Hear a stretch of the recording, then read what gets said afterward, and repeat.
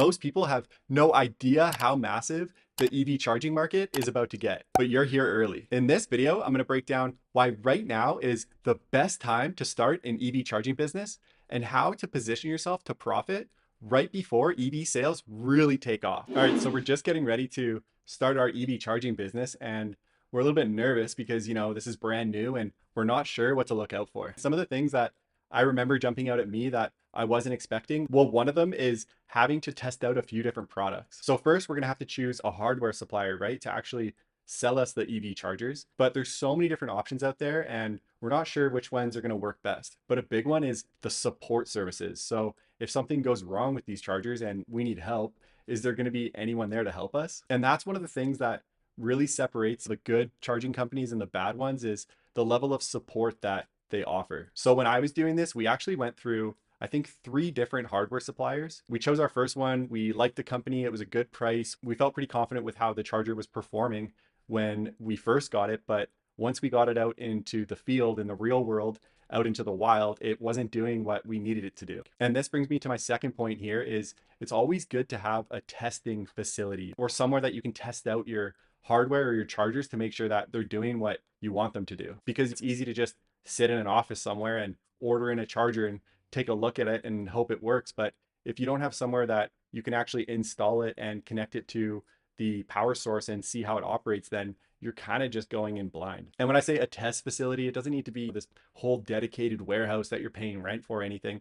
It's really just somewhere, even if it's just someone's home. If it's someone's house, someone has a space in a garage and they have enough power for a level 2 charger, then I'd highly recommend installing it there, making sure that it can connect to their internet, because that's one of the biggest things that you're going to want to be checking is how reliable it is on the networking side. Because we've all been out there, out and about in public, and we've seen all these EV chargers and they have yellow tape wrapped around them or big signs that say they're out of order. And a lot of this has to do with not staying connected to the internet or their networking capabilities not being very strong. You're going to have some trial and error before you get things to the level that you want them to be. And with that is, don't order a whole bunch of chargers for your first order and do a massive shipment because you go in really confident with this one supplier. I would say just order 1 or 2 chargers. Maybe they'll usually have different options. So maybe get one of each, spend the little bit of money it is, $1,000, whatever, and just order it in and see how it works in person before you go and order 10 or 20 of these things. And setting up a new company is fun. I love the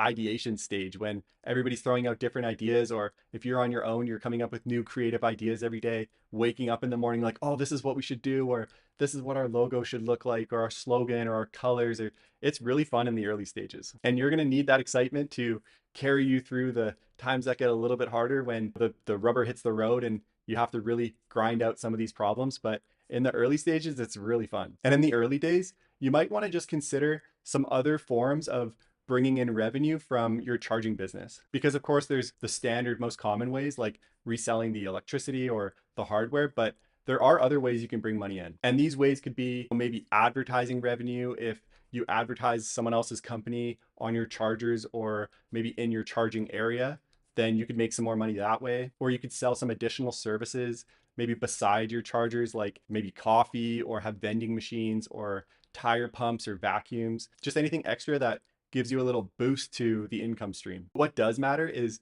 building relationships and connections with other people in the industry that have done this before. If they've gone through some of the experiences, it's almost like reading a book. Instead of living them and learning through having to put all the time and running the mistakes yourself, you can just talk to other people that have already had these experiences and just learn from them directly. And this is part of the reason why I got my Discord going, so we can have a group chat of everybody that's involved in starting their own EV charging business. We can kind of share experiences and save each other a little bit in terms of, oh, I just went through this experience. It was brutal. I wasted a bunch of money on this, or I didn't know these regulations for installing in this type costed this much money, or these permits, or whatever it is. So if we get everybody going on the Discord server, then we can just help each other out and save time and money. So you'll find the link to the Discord in the description below. I can help you with some rough project pricing, quotes, referrals, and just general pro tips on what to look out for. If you need help, feel free to give me a shout. My email is contact@strongenergy-ev.com. And as always, I'd love if you were to subscribe to the channel and keep following the journey. Thanks so much for checking in, and I'll catch you on the next one. Cheers.